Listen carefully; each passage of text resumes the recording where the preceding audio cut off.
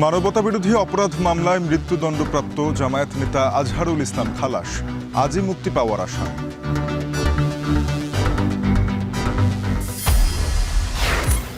সরকারি চাকরি অধ্যাদেশ বাতিলের দাবিতে সচিবালয়ে আজও বিক্ষোভ, দর্শনার্থী সাংবাদিক প্রবেশ বন্ধ।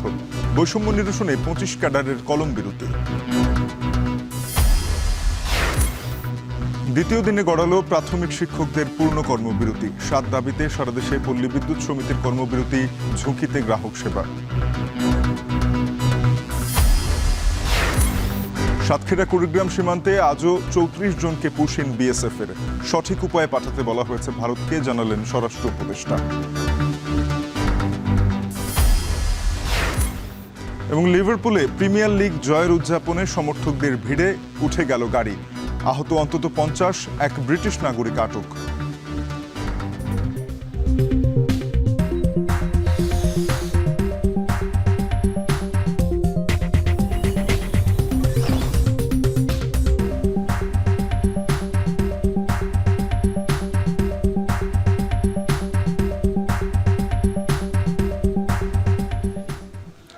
স্বাগত এখন ঢাকায়, আপনাদের সাথে পুরো আয়োজনে আছি তানজিম শাফিন। মৃত্যুদণ্ড থেকে খালাস পেলেন জামায়াতের সাবেক ভারপ্রাপ্ত secretary general ATM Azharul Islam. দ্রুত সময়ের মধ্যে কারামুক্ত করার প্রত্যাশা আইনজীবীর। আন্তর্জাতিক অপরাধ ট্রাইব্যুনালের রায়কে ভুল বললেন আপিল বিভাগ। বিচারের নামে অবিচার করা হয়েছে পর্যবেক্ষণ তুলে ধরেন সর্বোচ্চ আদালত। ন্যায় বিচার প্রতিষ্ঠিত হয়েছে, সত্যের জয় আর মিথ্যা পরাজিত হয়েছে বলে সন্তুষ্টি প্রকাশ করেছে জামায়াত। বিস্তারিত থাকছে জাহিদ হাসানের প্রতিবেদনে। মঙ্গলবার সকাল থেকেই সুপ্রিম কোর্টে জড়ো হন জামায়াতের বিভিন্ন পর্যায়ের নেতাকর্মীরা। রায় ঘোষণার আগেই আপিল বিভাগ, আইনজীবী ও জামায়াতের নেতাকর্মীদের উপস্থিতিতে কানায় কানায় পরিপূর্ণ হয়ে যায়। সকালে পূর্ব নির্ধারিত জামায়াতের সাবেক ভারপ্রাপ্ত সেক্রেটারি জেনারেল এটিএম আজহারুল ইসলামের রায় ঘোষণার জন্য 1 ঘণ্টা পর আদালত বসে। সকাল 9টা 50 প্রধান বিচারপতি সৈয়দ রেফাত আহমেদের নেতৃত্বে 7 বিচারপতির পূর্ণাঙ্গ আপিল বেঞ্চ সর্বসম্মতিক্রমে রায় ঘোষণা করেন। রায়ে এটিএম আজহারকে মৃত্যুদণ্ড থেকে খালাস দেওয়া হয়েছে। সর্বোচ্চ আদালত তার পর্যবেক্ষণে বলেন, আন্তর্জাতিক অপরাধ ট্রাইব্যুনালের বিচার ভুল ছিল, বিচারের নামে অবিচার করা হয়েছে। পরে রায়ের আনুষ্ঠানিক প্রতিক্রিয়া জানান আইনজীবী শিশির মনির। এখন থেকে জামায়াতে ইসলামের সাবেক ভারপ্রাপ্ত সেক্রেটারি জেনারেল জনাব ATM Azharul Islam is an innocent man. এই রায়ের মাধ্যমে আমরা মনে করি সত্য জয়ী হয়েছে। জনাব এটিএম আজহারুল ইসলাম সাহেব সৌভাগ্যবান, তিনি ন্যায় বিচার পেয়েছেন, আল্লাহ তাআলা তাকে বাঁচিয়ে রেখেছিলেন। তাই আমরা এটাও মনে করি এই রায়ের মাধ্যমে সিন্ডিকেটেড ইনজাস্টিসের অবসান হয়েছে। একদিনের মধ্যেই এটিএম আজহারকে কারামুক্ত করার প্রত্যাশা আইনজীবীর। আমরা চেষ্টা করব আজকেই যেন আজকে এবং কালকের মধ্যে যেন এই শর্ট অর্ডারটা প্রসেস হয়ে জনাব এটিএম আজহারুল ইসলাম সাহেব মুক্তি পেতে পারেন। এই জন্য সকল আইনি ব্যবস্থা আমরা গ্রহণ করব। এই রায়ে সত্যের বিজয় হয়েছে, মিথ্যা পরাজিত হয়েছে। সত্যের বিজয় হয়েছে, সত্যের বিজয় হয়েছে, সত্যের বিজয় হয়েছে। আমি কোর্টকে ধন্যবাদ জানাই এবং এই দেশবাসীর প্রতি আমি ধন্যবাদ জানাই, কৃতজ্ঞতা জানাই। আপিল বিভাগের রায়ে ট্রাইব্যুনালের বর্তমান বিচারে কোনো প্রভাব পড়বে না বলে মনে করেন প্রসিকিউটর গাজী এম.এইচ. তামিম। আন্তর্জাতিক অপরাধ ট্রাইব্যুনাল আইন 1973-কে সংশোধন করে আন্তর্জাতিক আইনের প্রযোজ্যতাকে প্রতিস্থাপন করা হয়েছে। এজন্য আজকে অ্যাপিলেট ডিভিশন যখন বলেছে যে ইন্টারন্যাশনাল ক্রাইমস ট্রাইব্যুনালের বিচারে আন্তর্জাতিক আইনের প্রযোজ্যতা প্রয়োজন, এই ব্যাপারে আমাদের প্রসিকিউশনের পক্ষ থেকে আমরা এখনো একমত পোষণ করছি এবং এই রায়ের পক্ষে আমরা এখনো কথা বলছি। 2014 সালের 30 ডিসেম্বর এটিএম আজহারে মৃত্যুদণ্ডের রায় দেন আন্তর্জাতিক অপরাধ ট্রাইব্যুনাল।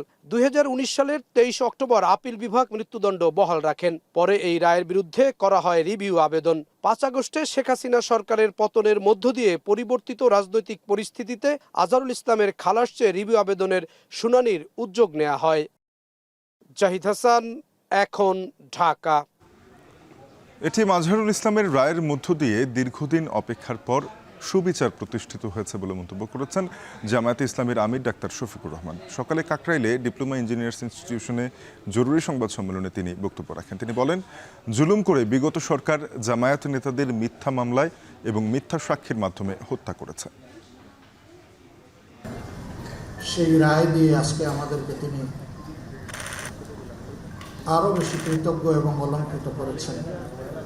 সেই মহান রবের দরবারে হৃদয়ের গভীর থেকে শুকরিয়া আদায় করছি, আলহামদুলিল্লাহ। সরকারি চাকরি অধ্যাদেশ 2025 প্রত্যাহারের দাবিতে আজও বিক্ষোভের ঘোষণা দিয়েছে বিভিন্ন মন্ত্রণালয় ও বিভাগের কর্মচারীরা। সচিবালয় থেকে এ বিষয়ে জানাতে সরাসরি যুক্ত হচ্ছেন সহকর্মী হাসিব বিল্লাহ। হাসিব, জানাবেন যে কিছুক্ষণ আগেও সংবাদে আপনি জানাচ্ছিলেন যে সাংবাদিকদের ভেতরে প্রবেশ করতে দেয়া হচ্ছে না, ভেতরে বিক্ষোভ চলছে কিনা সেটা বাইরে থেকে বোঝা সম্ভব নয়। বাইরে এখন কি অবস্থান দেখছেন বিক্ষোভকারীদের, জানাবেন।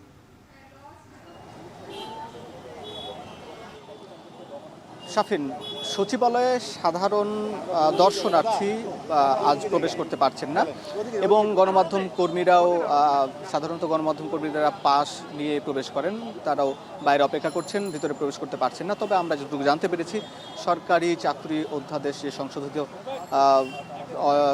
যে এটি পাশ হয়েছে, অনুমোদন হয়েছে উপদেষ্টা পরিষদে গত বৃহস্পতিবার পর, তারপরে দেখেছি গত শনিবার থেকে শনি, রবি, সোম গত 3 দিন টানা বিক্ষোভ হয়েছে এবং আজকেও ঠিক একইভাবে বিক্ষোভ কর্মসূচি চলছে। আমরা জানতে পেরেছি যে সচিবালয়ের ভেতরে যে বাদামতলা নামক একটি স্থানে সচিবালয়ের কর্মকর্তা কর্মচারীরা জড়ো হয়েছেন সকাল 10টার পর থেকেই এবং তারা বিভিন্ন ভবন প্রদক্ষিণ করেছেন এবং বিক্ষোভ মিছিল করেছেন। তারা বলছেন তাদের যে দাবি, সেই দাবি আদায় না হওয়া পর্যন্ত তারা এই আন্দোলন চালিয়ে যাবেন।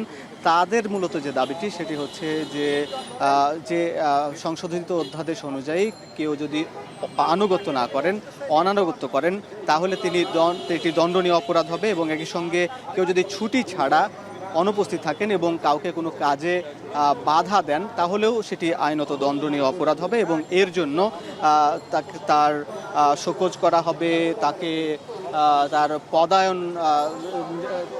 পদ কমিয়ে দেওয়া হবে, এছাড়া আরও বেশ কিছু শাস্তিযোগ্য অপরাধ হিসাবে এসব উল্লেখ করা হয়েছে। আর এই জন্য এই দাবিতে এটির কারণে বিক্ষোভে ফেটে পড়েছেন এখানকার কর্মকর্তা কর্মচারীরা। এখানে প্রায় কয়েকশো কর্মচারীরা এখানে অংশ নিয়েছেন, যদিও তৃতীয় এবং চতুর্থ শ্রেণীর কর্মচারীরাই মূলত এই আন্দোলনের সংখ্যায় আমরা দেখতে পাচ্ছি, তারাই মূলত এই আন্দোলনে অংশ নিয়েছেন এবং এছাড়াও সারা দেশে প্রায় 15 লাখের মতন কর্মচারী আছেন, তারাও এই দাবির সঙ্গে একাত্মতা পোষণ করেছেন এবং এই কারণে আমরা দেখেছি যে আজকে সারাদিনই আইন শৃঙ্খলা পরিস্থিতি বেশ সতর্ক পহরায় এদিকে অবস্থান করছেন আইন শৃঙ্খলা বাহিনীর সদস্যরা।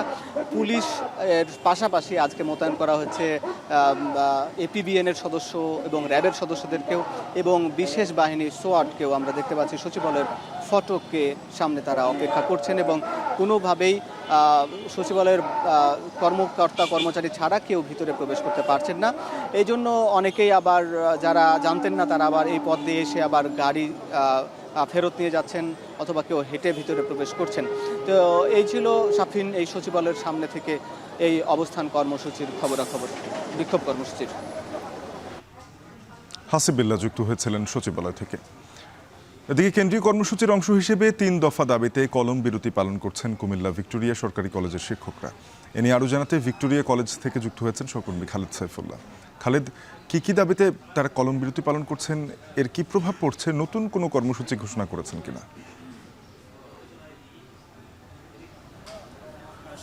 আন্তঃক্যাডার বৈষম্য নিরসন পরিষদ কর্তৃক আজকে কুমিল্লা ভিক্টোরিয়া কলেজে কলম বিরতি পালন করছেন ভাই দেখাবো প্রতিষ্ঠানে বিশেষ ক্যাডারদের মধ্যে বৈষম্য দূর করার জন্য তারা 3 দফা দাবিতে আজকের এই কর্মসূচি পালন করছে। মন্ত্রণালয় তার উপসচিব পদে কোটা বাতিল এবং সকল ক্যাডারে সমতা আনয়নের 3 দফা দাবিতে তারা কিন্তু কলম বিরতি পালন করছেন। আমরা দেখতে পাচ্ছি যে কুমিল্লা ভিক্টোরিয়া কলেজের শিক্ষকরা এখানে প্রশাসনিক ভবনের সামনে কিন্তু তারা বিভিন্ন কর্মসূচিতে অবস্থান করছেন এবং তারা বলছেন যে আরেকটি বিষয় বলছে যে বেশ কিছুদিন যাবতীয় তাদের সাথে প্রশাসন ক্যাডারের যে বাক বিতণ্ডা, দ্বন্দ্ব, এইসব বিষয়গুলো নিয়ে, তাতে করে তাদের 12 জন ক্যাডারকে সাময়িক অব্যাহতি দেওয়া হয়েছে। 26 তারিখের মধ্যে যেন তাদের সেই সাময়িক অব্যাহতি প্রত্যাহার করা হয় এবং তা যদি না করা হয় তাহলে তার পরবর্তীতে তারা আবারও নতুন করে কর্মসূচি দিবেন, এটাও তারা বলছেন। এবং আজকে ভিক্টোরিয়া কলেজ সহ 25টি ডিসিপ্লিন ভিক্টোরিয়া কলেজ সহ 25টি ডিসিপ্লিনের ক্যাডাররা কিন্তু তাদের বিভিন্ন প্রতিষ্ঠানে এই কলম বিরতি পালন করছেন। স্বাস্থ্য, প্রশিক্ষণ, পরিসংখ্যান, পরিবার পরিকল্পনা সহ বিভিন্ন মৎস্য বিভাগ সহ বিভিন্ন দপ্তরের যারা বিসিএস ক্যাডার রয়েছেন তারা কিন্তু এই কলম বিরতির সাথে কেন্দ্রীয় কর্মসূচির সাথে একাত্মতা ঘোষণা করেছেন। এবং আমরা ভিক্টোরিয়া কলেজে দেখতে পাচ্ছি যে সকাল থেকেই কিন্তু শ্রেণী কার্যক্রম বন্ধ রয়েছে এবং তারা কলম বিরতি পালন করার মধ্য দিয়ে কিন্তু শিক্ষা কার্যক্রম মূলত অচল হয়ে রয়েছে এবং তারা বলছেন যে সেটা দুপুর পর্যন্ত তারা এই কর্মসূচি অব্যাহত রাখবেন এবং দুপুরের পর থেকে দুপুর 1টায় পূর্ব নির্ধারিত পরীক্ষা আছে সেটি তারা পরীক্ষা অনুষ্ঠিত হবে।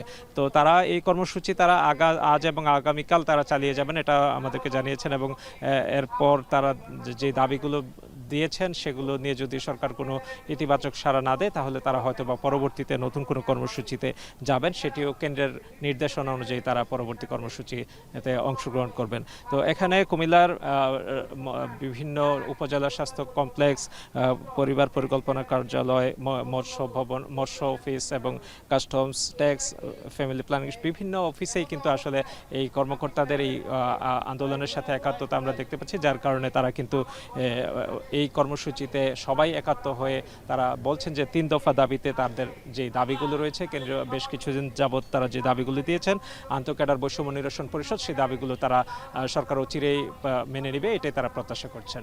শাফিন। 25 ক্যাডারদের কর্মবিরতির খবর জানাতে কুমিল্লা ভিক্টোরিয়া কলেজ থেকে যুক্ত হয়েছিলেন সহকর্মী খালেদ সাইফুল্লাহ। সচিবালয় ও এনবিআর সহ সরকারি দপ্তরে দুর্নীতিবাজ ও ফ্যাসিবাদের দোসর 44 জন কর্মকর্তার প্রত্যাহারের দাবিতে সচিবালয়ের সামনে অবস্থান কর্মসূচি পালন করছে জুলাই মঞ্চ। সোমবার রাত থেকেই সচিবালয়ের সামনে অবস্থান কর্মসূচি পালন করছেন তারা। এ সময় তারা বলেন, পূর্ব ঘোষিত কর্মসূচির অংশ হিসেবে এই অবস্থান কর্মসূচি পালন করছেন। বলেন, গণঅভ্যুত্থানের 9 মাসে এখনও সচিবালয় সহ সরকারের গুরুত্বপূর্ণ স্থানে বহাল তবিয়তে রয়েছে ফ্যাসিবাদের সহযোগীরা। তারা বলেন, রাষ্ট্রকে অকার্যকর করতে নানা ধরনের ষড়যন্ত্রমূলক কাজ করে যাচ্ছে ফ্যাসিবাদের দোসররা।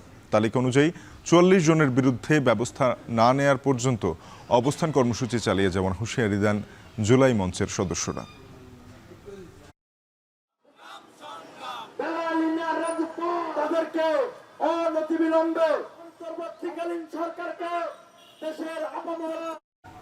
চাকরির শুরুতে 11তম গ্রেড নির্ধারণ সহ 3 দাবিতে দ্বিতীয় দিনের মতো পূর্ণ দিবস কর্মবিরতি পালন করছেন সরকারি প্রাথমিক বিদ্যালয়ের শিক্ষকরা। এ নিয়ে আরও জানাতে বগুড়ার সুলতানগঞ্জ প্রাইমারি স্কুল থেকে যোগ দিয়েছেন সহকর্মী রাজীব সেলিম।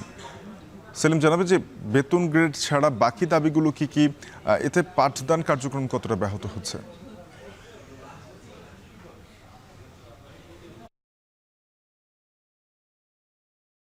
দেশের মতো বগুড়ার যে সরকারি প্রাথমিক বিদ্যালয়গুলো রয়েছে, এই বিদ্যালয়গুলোর সহকারী শিক্ষকরাও কর্মবিরতিতে এসেছেন, পূর্ণ দিবস কর্মবিরতি পালন করছেন তারা। তাদের যে দাবিগুলো রয়েছে সেগুলোর মধ্যে প্রথম দাবি হচ্ছে তাদেরকে 11তম গ্রেডে নিয়োগ করতে হবে এবং তাদেরকে 11তম গ্রেড দিতে হবে। এছাড়া 10 বছর এবং 16 বছর পূর্তিতে তাদের যখন চাকরির বয়স 10 বছর এবং 16 বছর হবে সেই সময়গুলোতে তাদের গ্রেডের উন্নয়ন করতে হবে। গ্রেড উন্নয়ন করে তাদেরকে গ্রেড উন্নয়ন করার পর তাদের আরেকটি দাবি রয়েছে, সেটি হচ্ছে শিক্ষক সরকারি প্রধান শিক্ষক পদে যে পদোন্নতি সেটি 100% পদোন্নতি করতে হবে। এই 3 দফা দাবিতে তাদের এই কর্মসূচি চলছে। তারা চলতি মাসের 5 তারিখ থেকে 15 তারিখ পর্যন্ত প্রতিদিন 1 ঘন্টা কর্মবিরতি পালন করেছে এবং 16 তারিখ থেকে 20 তারিখ পর্যন্ত প্রতিদিন 2 ঘন্টা কর্মবিরতি পালন করেছে এবং 21 তারিখ থেকে 25 তারিখ পর্যন্ত অর্ধ দিবস কর্মবিরতি পালন করেছে এবং গতকাল থেকে অর্থাৎ 26 তারিখ থেকে তারা যে কর্মবিরতিতে রয়েছে এটি পূর্ণ দিবস কর্মবিরতি এবং এটি অনির্দিষ্টকালের জন্য তাদের এই কর্মবিরতি চলছে এবং দাবি না আদায় হওয়া পর্যন্ত এই কর্মবিরতি চলবে, এটি তারা জানিয়েছেন। আমি এখন যে সুলতানগঞ্জ সরকারি প্রাথমিক বিদ্যালয় রয়েছে এই বিদ্যালয়ের যে শিক্ষকরা রয়েছেন তাদের সাথে আমরা কথা বলেছি। তারা আমাদেরকে জানিয়েছেন যে সহকারী শিক্ষক সংগঠন ঐক্য পরিষদ যেটি রয়েছে সেই ঐক্য পরিষদের নির্দেশনা অনুযায়ী তারা এই কর্মবিরতি পালন করছে এবং তাদের নির্দেশনা অনুযায়ী তারা এই কর্মবিরতি তুলে নেবেন, দাবি আদায় হলে তারপর তুলে নেবেন, এমনটি আমাদেরকে জানিয়েছেন। এবং এখানে যে অভিভাবকরা রয়েছে আমরা তাদের সাথেও কথা বলেছি। এই প্রাথমিক বিদ্যালয়ে অনেক অভিভাবকই রয়েছেন, তারা আমাদেরকে জানিয়েছেন যে সামনে কুরবানির ঈদের ছুটি রয়েছে, সুতরাং তাদের এই সময়টিতে ক্লাসে উপস্থিত থাকাটা খুব জরুরি। আর তারা ক্লাসে বাচ্চাদেরকে নিয়ে এসেছেন, শিক্ষার্থীদেরকে নিয়ে এসেছেন, কিন্তু শিক্ষকরা এখন কর্মবিরতিতে থাকা এই গুরুত্বপূর্ণ সময়টিতে তারা আসলে শিক্ষা কার্যক্রম বন্ধ থাকার কারণে শিক্ষার্থীরা ক্ষতিতে পড়বেন এমন ধারণা করছেন অভিভাবকরা। তারা আরও জানিয়েছেন যে প্রাথমিক বিদ্যালয়ের যে শিক্ষা ব্যবস্থার মান, সেই মান আরও উন্নয়ন করতে হবে, এটি তারা আমাদেরকে জানিয়েছেন। এই ছিল আমার কাছে বগুড়ার সুলতানগঞ্জ সরকারি প্রাথমিক বিদ্যালয় থেকে শিক্ষকদের কর্মবিরতির সবশেষ খবর। শাফিন। রাজীব সেলিম যুক্ত হয়েছিলেন বগুড়া থেকে, জানাচ্ছিলেন প্রাথমিকের সহকারী শিক্ষকদের কর্মবিরতির খবর। 7 দফা দাবিতে সারা দেশের মতো ময়মনসিংহেও কর্মবিরতি পালন করছেন পল্লী বিদ্যুতের কর্মকর্তা কর্মচারীরা।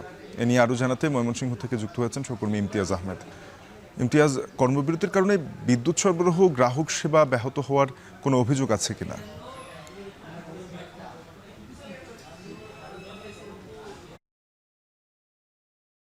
শাফিন, কিছুক্ষণ আগে একজন নারীর সঙ্গে কথা হচ্ছিল, তিনি তার পরিবারের বিদ্যুৎ বিলটি প্রদান করতে এসেছিলেন। তিনি যেটা জানাচ্ছিলেন আমাকে যে প্রথম মাসে 600 টাকা, পরের মাসে 900 টাকা, পরের মাসে 2900 টাকার মতো তার বিদ্যুৎ বিল হয়েছে। সুতরাং ভুতুরে বিদ্যুৎ বিল এবং খুব যে গ্রাহক সেবা তিনি পাচ্ছেন, এবং সেখান থেকে তাকে জানিয়েছে যে তার মিটারের ভিডিওটা যেন এখানে নিয়ে আসে। সুতরাং এই যে একটা গ্রাহক সেবা যে খুব ভালো পাচ্ছে তা কিন্তু নয়। আমি এই ময়মনসিংহ পল্লী বিদ্যুৎ 3 সদর দপ্তরে রয়েছি, এখানে বেশ কয়েকটি ফ্লোর আমি ঘুরিয়ে দেখেছি। সেখানে কম্পিউটারে ডাটা এন্ট্রির কাজগুলো চলছে, ক্যাশ কাউন্টারে বিল নেওয়ার কাজ চলছে, ওয়ার্কশপে কাজ চলছে, সমস্ত কাজ কিন্তু তারা সচল রেখে কর্মবিরতিতে রয়েছে। লাইনম্যান যারা রয়েছে তারা মাঠে রয়েছেন, এবং এই যে অব্যবস্থাপনা, সেই সাথে তারা যে 7টি দফা দাবি করেছেন, আরবির চেয়ারম্যানের পদত্যাগ সহ যারা মিটার রিডার রয়েছেন, কাম মেসেঞ্জার, তাদের নিয়মিতকরণ করা, এবং বিভিন্ন সময় যে পল্লী বিদ্যুতের অনিয়ম দুর্নীতি কথা ফাঁস করতে গিয়ে যারা চাকরিচ্যুত হয়েছেন, যারা মামলায় শিকার হয়েছেন, তাদেরকে মামলা থেকে রেহাই দেয় এবং চাকরিতে আবার পুনর্বহাল করা সহ যে তাদের যে আরও যে দাবিগুলো রয়েছে, বিশেষ করে তাদের বিভিন্ন সময় যে মামলা, বিভিন্ন বদলির হুমকি দেওয়া, সেগুলো কিন্তু রয়েছে। আমরা এখানে আসার পর কিন্তু একটা ঘুমট পরিবেশ দেখতে পেয়েছি। কোনো কর্মকর্তা কিন্তু গণমাধ্যমের সামনে কথা বলেনি, এবং তারা যেটা বলছিলেন যে কিছু বললেই হয়তো তাকে বদলি করে দেবে দূরে কোথাও, বা চাকরিচ্যুত করতে পারে, বা সাসপেন্ড করতে পারে, এমন একটা আতঙ্ক কিন্তু বিরাজ করছে। সুতরাং যারা ইঞ্জিনিয়ারিং সেক্টরে ছিল তারাও বলছেন যে আগের থেকে অনেক নিম্নমানের মালামাল এখানে কিন্তু নিয়ে আসা হচ্ছে। যে ট্রান্সফরমারগুলো একসময় 8-10 বছর পর্যন্ত চলতো, সেগুলো দেখা গেছে 6 মাস, 1 বছর, 3 বছরের মধ্যে কিন্তু সেগুলো নষ্ট হয়ে যাচ্ছে। ট্রান্সফরমার ফুয়েলগুলোর ক্ষেত্রে বিভিন্ন অনিয়ম হচ্ছে, নানান সমস্যায় কিন্তু জর্জরিত কিন্তু পল্লী বিদ্যুৎ সমিতি। ময়মনসিংহে 3টি পল্লী বিদ্যুৎ সমিতি রয়েছে, যেখানে 15 লক্ষর মতো তাদের গ্রাহক রয়েছে। সুতরাং সাধারণ গ্রাহকরা যেটা বারবার বলছেন যে তারা যেন কোনো হয়রানির শিকার না হয়। সাধারণ ঝড় বৃষ্টিতে কিন্তু 2-3 দিন পর্যন্ত গ্রামগঞ্জে কিন্তু বিদ্যুৎ থাকে না, এবং সেই বিদ্যুৎ সরবরাহগুলোর জন্য সচল থাকে, উন্নত মানের যে স্টার্টারগুলো রয়েছে, বিদ্যুৎ মেশিনগুলো রয়েছে, মিটারগুলো রয়েছে, সেগুলো আনা হয়। সার্বিকভাবে তারা চাচ্ছেন যে এই অন্তর্বর্তী একটি বোর্ড করে যেন পল্লী বিদ্যুতের একটি সংস্কার করা হয়, এবং এই দাবিগুলো যতদিন তারা পূরণ না করছে ততদিন তারা কিন্তু বিদ্যুতের লাইনগুলো সচল রেখে, এবং তারা কিন্তু তাদের শান্তিপূর্ণ যে কর্মবিরতি সেটি কিন্তু তারা পালন করে যাবে বলে আমাদেরকে জানিয়েছেন। সব মিলিয়ে এই ছিল ময়মনসিংহ থেকে পল্লী বিদ্যুৎ সমিতির কর্মবিরতির সর্বশেষ খবর আমার কাছে। শাফিন। সাতক্ষীরা সীমান্ত দিয়ে আবারও 23 জনের পুশিনের ঘটনা ঘটেছে। একইভাবে কুড়িগ্রামে 14 জনকে পুশিনের চেষ্টা করছে বিএসএফ। ভোররাতে সাতক্ষীরার কুশখালী সীমান্ত দিয়ে ভারতে বসবাসরত 23 জনকে পুশিন করেছে ভারতীয় সীমান্তরক্ষী বাহিনী বিএসএফ। পরে বিজিবি অভিযান চালিয়ে তাদের উদ্ধার করে। বিজিবি 33 ব্যাটালিয়নের দপ্তরে তাদের জিজ্ঞাসাবাদ করা হচ্ছে। প্রাথমিকভাবে ধারণা করা হচ্ছে উদ্ধার হওয়া ব্যক্তিরা ভারতে বসবাস করতেন। পুলিশের অভিযানে আটকের পর রাতের আধারে বিএসএফ তাদের সীমান্ত দিয়ে বাংলাদেশে ঢুকিয়ে দেয়। অন্যদিকে কুড়িগ্রামের রৌমারীর বড়াইবাড়ি সীমান্ত দিয়ে ভোররাতে 5 নারীসহ 14 জনকে বাংলাদেশে পুশিনের চেষ্টা করে বিএসএফ। বিজিবি ও স্থানীয় জনগণের বাধায় তারা বাংলাদেশের ভূখণ্ডে প্রবেশ করতে পারেনি। ভারতের নোম্যান্স ল্যান্ডে অবস্থান করছে তারা।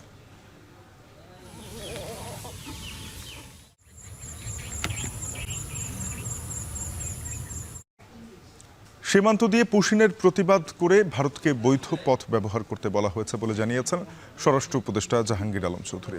সকালে রাজশাহীতে 14তম ডেপুটি জেলার এবং ৬২তম কারারক্ষী ব্যাচের সমাপনী কুচকাওয়াজ অনুষ্ঠান শেষে তিনি একথা বলেন। স্বরাষ্ট্র উপদেষ্টা আরও জানান, সীমান্তের নিরাপত্তার কোনো ঘাটতি নেই, যে কোনো পরিস্থিতি মোকাবিলার জন্য প্রস্তুত থাকতে বলা হয়েছে বিজিবিকে। দেশের আইন শৃঙ্খলা পরিস্থিতি শিথিল হয়নি দাবি করে তিনি বলেন, পরিস্থিতি স্বাভাবিক রাখতে যথাযথ ব্যবস্থা নেওয়া হচ্ছে। এর আগে সমাপনী কুচকাওয়াজে যোগ দিয়ে স্বরাষ্ট্র উপদেষ্টা বলেন, দেশের কারাগুলো হবে সংশোধনাগার, তাই বন্দীদের সাথে আগের মতো বৈষম্য করা যাবে না। আইন অনুযায়ী সবাই তার প্রাপ্য সুবিধা পাবেন। কারারক্ষীদের প্রশিক্ষণ কোর্সে মোট 18 জন নবীন ডেপুটি জেলার 3 মাস ও 508 জন কারারক্ষী 6 মাসের প্রশিক্ষণ সম্পন্ন করেছেন। সীমান্তে কোনো ধরনের নিরাপত্তার কোনো অভাব নেই। আমার জনগণ সম্পূর্ণভাবে নিরাপদ এবং সীমান্ত সম্পূর্ণ নিরাপদ। আমার বাহিনী সবসময় যে কোনো পরিস্থিতি মোকাবেলা করার জন্য প্রস্তুত আছে।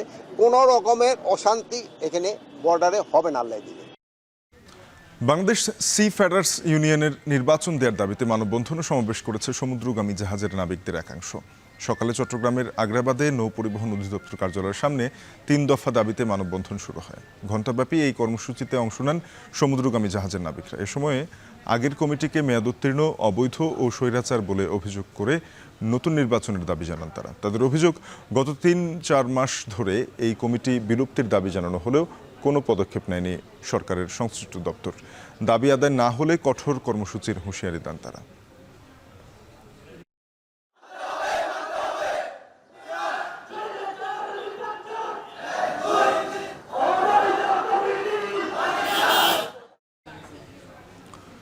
সাবেক প্রধানমন্ত্রী শেখ হাসিনার ছেলে সজীব ওয়াজেদ জয়কে অপহরণ ও হত্যা চেষ্টা মামলায় 7 বছরের সাজার বিরুদ্ধে আপিল করে খালাস পেলেন সাংবাদিক শফিক রেহমান।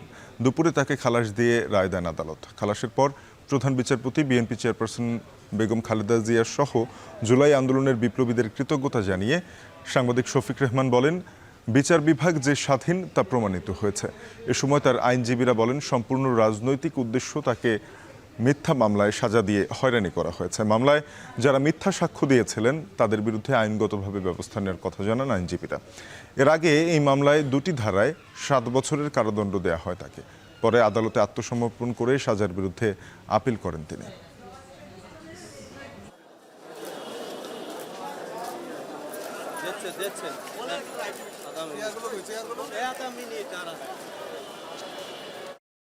যে বিচার বিভাগ এতটা নিচে চলে গেলে তাহলে বিচার বিভাগের কাছে মানুষের আর বিশ্বাস আস্থা থাকবে না। এবং আজকে সেই মিথ্যা মামলা থেকে দীর্ঘদিন পরে উনি খালাস পেলেন। ফৌজদারি এবং দেওয়ানি সহ যত ধরনের আইনি ব্যবস্থা আছে তাদের এই মিথ্যা ষড়যন্ত্রের জন্য আমরা সেভাবেও একটা আইনি প্রক্রিয়ায় যেতে পারি। জুলাই বিপ্লবীদের যারা নিহত হয়েছেন, আহত হয়েছেন ও জীবিত হয়েছেন, তাদের সবাইকে তাদের আত্মত্যাগের ফলেই আজ সত্যটা প্রতিষ্ঠিত হতে পারলো।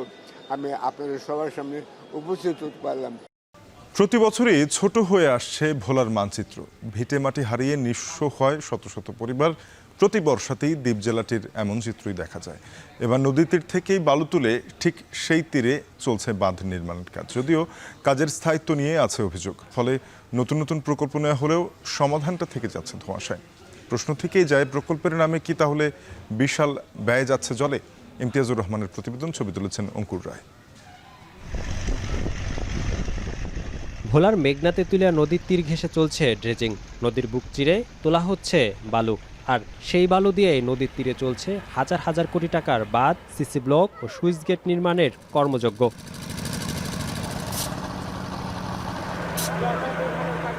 ভোলা সদর, দৌলত খান, মনপুরা, বুরহানুদ্দিন, তজুমুদ্দিন আর লালমোহন উপজেলায় পানি উন্নয়ন বোর্ডের 4টি প্রকল্পে 3.5 কোটি টাকার কাজ চলমান রয়েছে, যার মধ্যে বাঁধ নির্মাণ, সিসি ব্লক, সুইচ গেট নির্মাণ, সাবমার্সিবল স্পার নির্মাণ, জিও ব্যাগ ও টিউব ডাম্পিং এবং ক্ষতিগ্রস্ত বাঁধ সংস্কারের কাজ চলছে। স্থানীয়দের অভিযোগ, প্রতি বছর নতুন নতুন প্রকল্প নেওয়া হলেও সুফল মেলে না।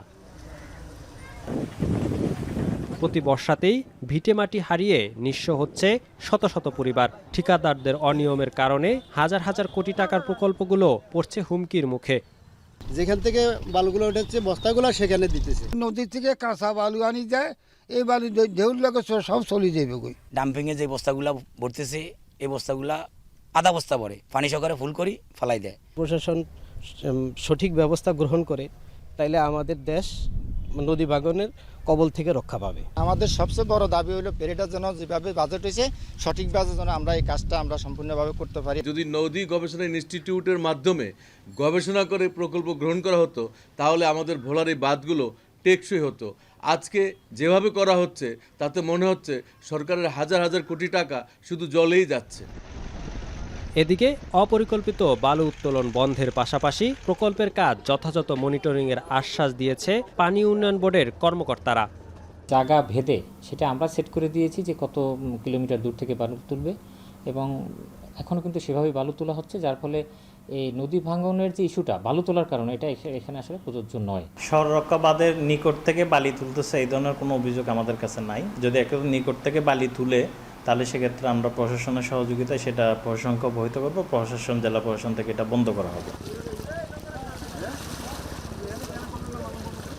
একদিকে নদী ভাঙনে ঘরহারা মানুষ, অন্যদিকে বছরের পর বছর ধরে চলা ব্যয়বহুল বাঁধ প্রকল্প, অথচ সমাধানটা থেকে যাচ্ছে ধোঁয়াশায়। প্রশ্ন থেকেই যায়, প্রকল্পের নামে এই বিশাল ব্যয় কি সত্যি নিরাপত্তা দিচ্ছে, নাকি দুর্নীতি আর অদক্ষ পরিকল্পনার চোরাবালিতে হারিয়ে যাচ্ছে ভোলার ভবিষ্যৎ? ইমতিয়াজুর রহমান, এখন ভোলা। খুব বেশি বেচাকেনা শুরু না হলেও কোরবানি ঘিরে রাজশাহীতে জমে উঠেছে গবাদি পশুর হাট। অর্থনীতির সেই পুরনো সূত্র, সরবরাহ বেশি মানেই বাজারে দাম কম। এখন পর্যন্ত হাটে সেটাই দেখা গেছে। এদিকে বাজারে সবসময় মাঝারি গরুর চাহিদা থাকে বেশি, তাই বড় গরু নিয়ে টেনশনে থাকতে হচ্ছে গৃহস্থ খামারিদের। যাই হোক, পরের সপ্তাহে হাটে বেচাকেনা জমজমাট হয়ে ওঠার আশা ইজারাদারদের। বিস্তারিত রাজশাহী থেকে রাকিবুল হাসানের প্রতিবেদনে। রাজশাহী নগরীর সিটি হাট আসন্ন কোরবানিকে সামনে রেখে বিভিন্ন প্রান্ত থেকে আসছে গরু। হাটে বাড়ছে পশুর যোগান, ছোট বড় মাঝারি আছে সব সাইজের গরু মহিষ। এসব গরু কয়েক বছর লালন পালনের পর বিক্রির জন্য হাটে তুলেছেন খামারিরা। তবে হাটে ক্রেতার আনাগোনা কম, অধিকাংশই দেখছেন, যাচাই করছেন দাম। তা কিনা শুরু হয়েছে ভাই, মোটামুটি ভাই, খুব ব্যাপক আকারে না ভাই। মিলছে না আমাদের প্রত্যাশা অনুযায়ী, আমরা যেটা আশা করেছি এটা আমাদের মিলছে না। কাস্টমার কম, কিনা বেচা কম হয়েছে।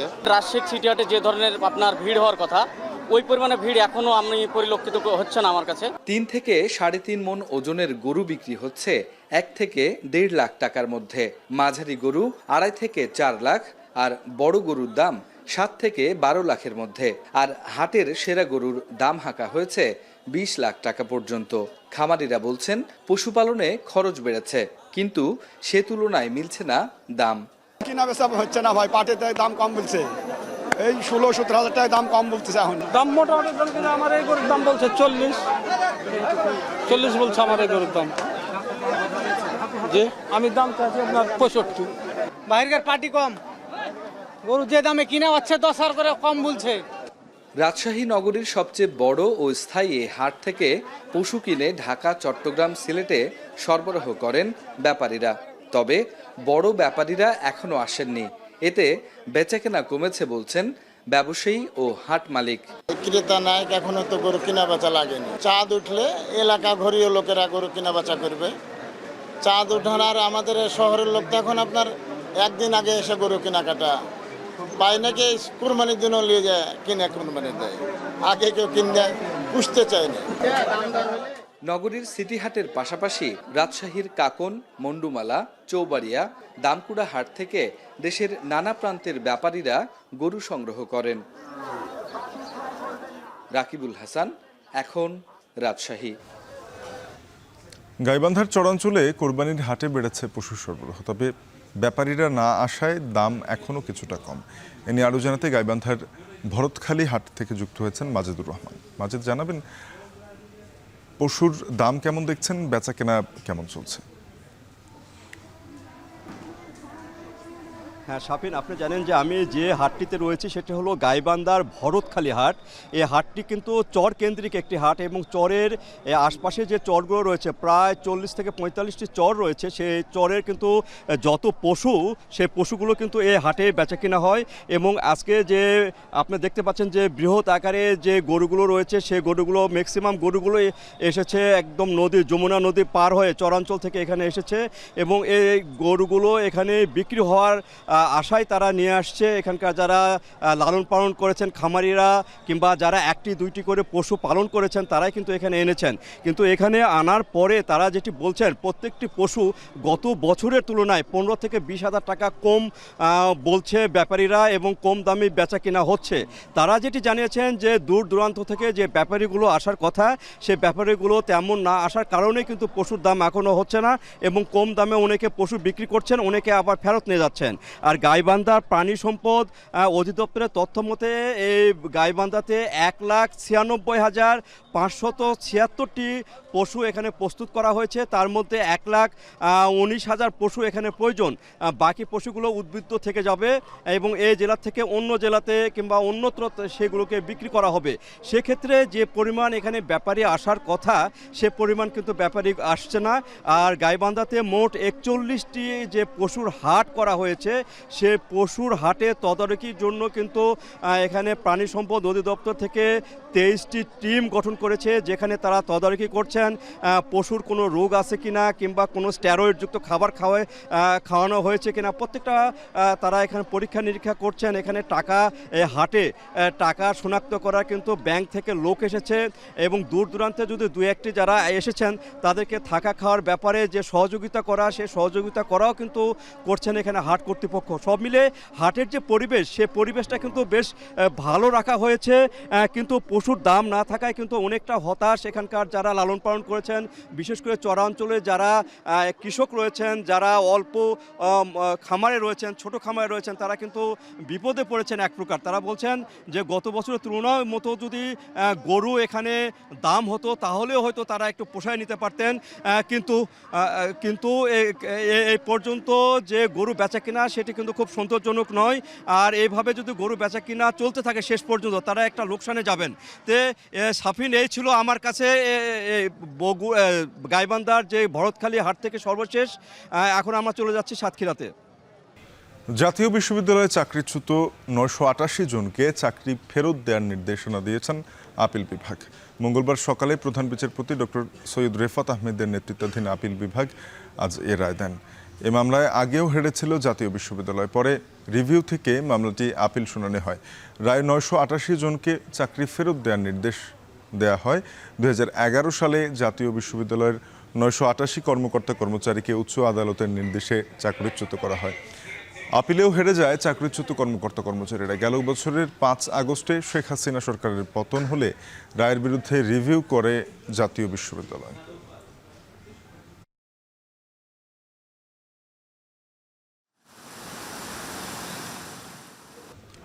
যুক্তরাজ্যে লিভারপুল ফুটবল ক্লাবের শিরোপা জয়ের উদযাপন অনুষ্ঠানে ভিড়ের মধ্যে গাড়ি উড়িয়ে দেওয়ার ঘটনায় আহত হয়েছে শিশুসহ অন্তত অর্ধশত। আহত বেশিরভাগই হাসপাতালে চিকিৎসা নিচ্ছে। এ ঘটনায় 53 বছরের এক ব্রিটিশ নাগরিককে সন্দেহভাজন হিসেবে আটক করেছে যুক্তরাজ্য পুলিশ। তবে এই ঘটনাকে সন্ত্রাসী কর্মকাণ্ড বলছে না লিভারপুল পুলিশ। জাহানারা ভূঁইয়ার প্রতিবেদন। প্রিমিয়ার লিগের এবারের আসরে লিভারপুলের শিরোপা জয়ের পর সোমবার সন্ধ্যায় ছাদখোলা বাসে এভাবেই প্যারেড করছিলেন ক্লাবের খেলোয়াড়রা। তাদের ঘিরে ছিল হাজার হাজার ফুটবল সমর্থক। ক্লাবের পতাকা হাতে ফুটবলারদের চিয়ার আপ করছিলেন তারা। তবে লিভারপুলের এই বিজয় উৎসব মুহূর্তেই শোকাবহ ঘটনায় পরিণত হয়। ভিড়ের মধ্যে একটি গাড়ির বেপরোয়া চালনায় বেশ কয়েকজন আহত হন। এর মধ্যে এক শিশুর অবস্থা আশঙ্কাজনক। আহতদের বেশিরভাগই হাসপাতালে চিকিৎসা নিচ্ছেন। বিবিসি বলছে এই ঘটনায় সন্দেহভাজন 53 বছর বয়সী এক ব্যক্তিকে গ্রেপ্তার করেছে লিভারপুল পুলিশ। আটক শ্বেতাঙ্গ ব্যক্তি ব্রিটিশ নাগরিক এবং লিভারপুলের বাসিন্দা। তবে ঘটনাটি সন্ত্রাসবাদ হিসেবে বিবেচনা করা হচ্ছে না। What I can tell you is that we believe this to be an isolated incident and we are not currently looking for anyone else in relation to it. The incident is not being treated as terrorism. এই ঘটনার পরই Liverpool city mayor Steve রোথারামের সঙ্গে ফোনে কথা বলেন British প্রধানমন্ত্রী Keir Starmer. এ ঘটনাকে ভয়াবহ বলছেন তিনি। তবে পুরো দেশ লিভারপুলের পাশে রয়েছে বলে জানান ব্রিটিশ প্রধানমন্ত্রী। জাহানারা ভুঁইয়া, এখন বিশ্ব। যুক্তরাষ্ট্রের হার্ভার্ড বিশ্ববিদ্যালয়ের বিদেশি শিক্ষার্থীদের আমন্ত্রণ জানিয়েছে হংকং বিশ্ববিদ্যালয়। হার্ভার্ডে আন্তর্জাতিক শিক্ষার্থীদের উপরে মার্কিন প্রেসিডেন্ট ডোনাল্ড ট্রাম্পের নিষেধাজ্ঞার পরই এই ঘোষণা দিল বিশ্ববিদ্যালয় কর্তৃপক্ষ। বিদেশি শিক্ষার্থীদের উপর যুক্তরাষ্ট্রের কড়াকড়িতে আন্তর্জাতিক শিক্ষার্থীরা চীনের দিকে ঝুঁকবেন বলে মনে করছেন বিশ্লেষকরা। জাহানারা ভুঁইয়ার প্রতিবেদন। হার্ভার্ড বিশ্ববিদ্যালয়ে বিদেশি শিক্ষার্থীদের ওপর ট্রাম্পের নিষেধাজ্ঞার পর থেকেই বিপাকে পড়েছেন সেখানকার ছাত্রছাত্রীরা। তবে এবার অনিশ্চয়তার মধ্যে থাকা সেই সব বিদেশি শিক্ষার্থীদের আমন্ত্রণ জানিয়েছে হংকং বিশ্ববিদ্যালয়। I'm quite optimistic towards our school to open the door and for the transit, and at the same time I think not just HKUST but the global academy, like all the university, may have to stay strong together. In times of need like this, it is really important, being a member of the academic community. I think, we're in this together, essentially. We are a global community.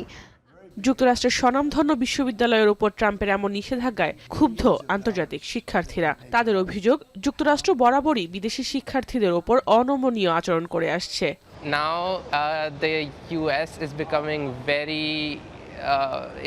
less welcoming towards international students, seeing what has happened at Harvard and also other universities regarding the protests and people getting arrested.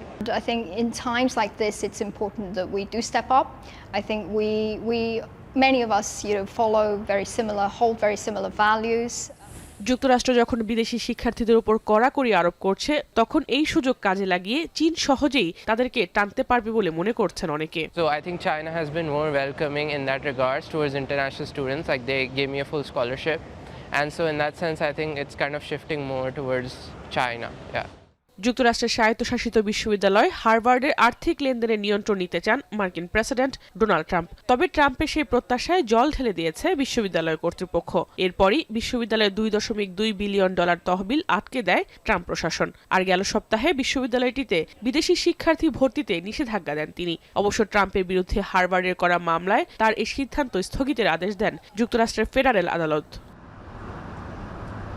Jahanara Bhuiyan, এখন বিশ্ব।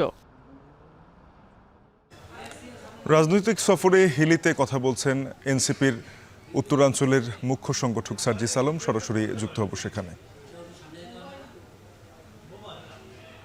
জনসমাবেশ করতে আসিনি, আমরা আমাদের জায়গা থেকে পথে প্রান্তরে হেঁটে আপনাদের কথাগুলো শুনতে এসেছি। যখন আমরা আমাদের স্থানীয় প্রতিনিধিদের সাথে যোগাযোগ করি, আমরা জানতে চাই যে দিনাজপুর জেলার কোন উপজেলাটি সবচেয়ে সুবিধা বঞ্চিত।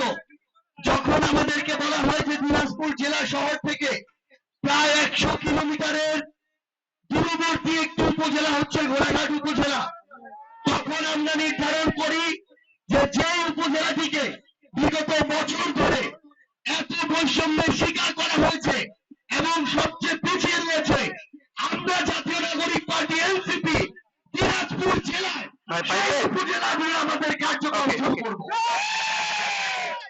আমরা রাজনীতিতে বিশ্বাস করি না। যেই জায়গায় প্রয়োজন সেই জায়গায় সেই ন্যায্য হিস্যার কথা বলতে এনসিপি সেই জায়গায় সবার প্রথমে যাবে। আমরা আমাদের জায়গা থেকে আপনাদের কাছে শুনতে এসেছি যে আপনাদের এই জায়গায় যে নদী রয়েছে সেই নদীর আসলে বাঁধের প্রয়োজন আছে কিনা। আমরা শুনতে এসেছি যে এই নদীতে ড্রেজিং এর অভাবে নদী আস্তে আস্তে মরা নদীর দিকে যাচ্ছে কিনা। আবার আমরা এটাও শুনতে এসেছি যে এই নদীকে অপব্যবহার করে কেউ রাতের আধারে অবৈধ ড্রেজার মেশিন দিয়ে বালি উত্তোলন করে নদী এবং ভূমিধসের কারণ তৈরি করছে কিনা। আমরা আপনাদের কাছে শুনতে এসেছি বাংলাদেশের অন্যান্য যে উপজেলাগুলো সেই উপজেলা কমপ্লেক্সের মতো আপনাদের উপজেলা কমপ্লেক্স খালি একটা বিল্ডিং নাকি এখানে কোনো ওষুধপত্র চিকিৎসা পাওয়া যায়।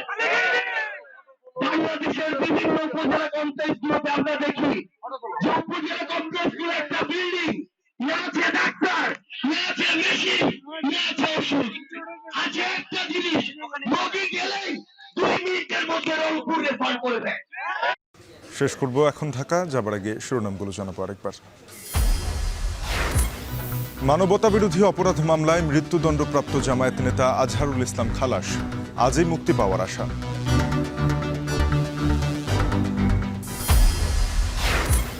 সরকারি চাকরি অধ্যাদেশ বাতিলের দাবিতে সচিবালয়ে আজও বিক্ষোভ, দর্শনার্থী সাংবাদিক প্রবেশ বন্ধ।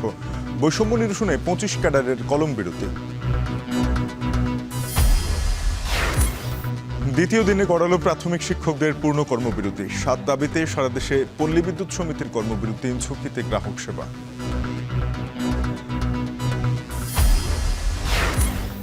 সাতক্ষীরা সীমান্তে 20 জনকে পুশ ইন বিএসএফের, বিজিবির বাধায় কুড়িগ্রাম সীমান্তে 14 জন নোম্যান্স ল্যান্ডে বৈধ উপায়ে পাঠাতে বললেন স্বরাষ্ট্র উপদেষ্টা। এবং লিভারপুলের প্রিমিয়ার লিগ জয়ের উদযাপন, সমর্থকদের ভিড়ে উঠে গেল গাড়ি, আহত অন্তত 50, এক ব্রিটিশ নাগরিক আটক।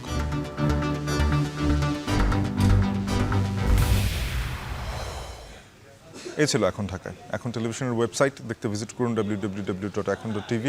যুক্ত থাকুন ফেসবুকে facebook.com/tv.এখন, আর ইউটিউবে চোখ রাখুন youtube.com/c/এখন tv।